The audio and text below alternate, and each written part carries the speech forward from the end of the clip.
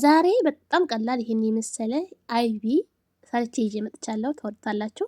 ሰላም ጤና ይስጥልኝ። ወደና የተከበራችሁ ቤተሰቦች እንዴት ናችሁ? እግዚአብሔር ይመስገን በጣም ሰላም ነኝ። ዛሬ በጣም ቀላል የሆነ የአይቢ አሰራር ነው። ያው አታውቁትም ብዬ እንኳን አላሰብም፣ ግን አንዳንድ ልጆች ልትኖሩ ትችላላችሁ ብዬ ነው እንጂ ሁሉም አይቢ መስራት ይችላል ብዬ አስባለሁ። እና ዛሬ ይሄንን የሚመስል ቆንጆ የሆነ ፍርፍር የሚል ቆንጆ የእናቶቻችን አይብ አሰራር ነው ይዤላችሁ የመጣሁት። ተወዱታላችሁ። ለቤት አዲስ የሆናችሁ እንደተለመደው ሰብስክራይብ እያረጋችሁ ቤተሰብ ሁኑ። ነባር ቤተሰቦች ደግሞ ላይክ፣ ሼር እያረጋችሁ ወደ አሰራሩ እናልፋለን። እዚህ ጋር እንደምትመለከቱኝ ብረት ድስት አዘጋጅቻለሁኝ። መስራት ትንሽ በርከት አድርጌ ነው የምሰራው። እናንተ እንደ ፍላጎታችሁ ማለት ነው አነስ አድርጋችሁ መጠቀም ትችላላችሁ። ይሄንን ትንሽ ጎደል ባል ከዚህ ይሄን ይመስላል የተጠቀምኩት ልበን ወይ ደግሞ ወተት ማለት ነው። ወተት ብቻ ነው፣ ሌላ ነገር ምንም አልጨምርበትም። እነዚህ የምትመለከቷቸውን የያስኳቸው ሁለቱን እነዚህ ነው የምጠቀመው ማለት ነው። እነዚህን ብረት ድስት ላይ አደርጋለሁኝ። ብረት ድስት ካደረኩት በኋላ በደንብ ሆኖ አበስለዋለሁ ማለት እሳት ላይ ጥዳለሁ ማለት ነው። ይሄን ሁለቱንም ካደረኩ በኋላ ይሄ ማለት ምንድነው ተገፍቶ ወተቱ ማን ነው ቅቤ የወጣለት ማለት ነው። ይሄ ለባ ነው ቅቤ የወጣለት ወተት ማለት ነው።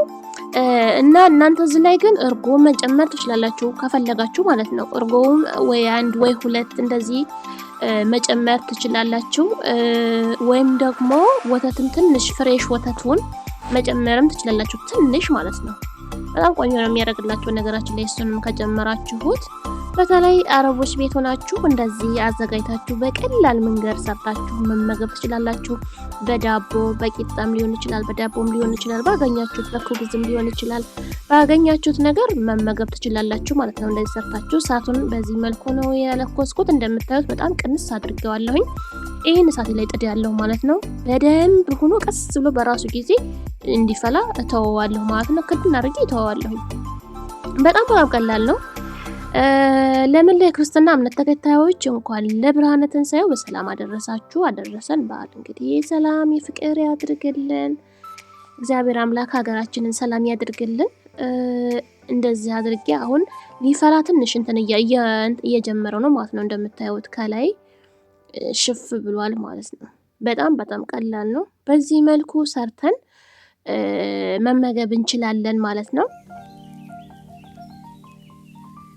እንደምታዩት አሁን መፍላት ጀምሯል። ይሄው እንትን እያለ ነው።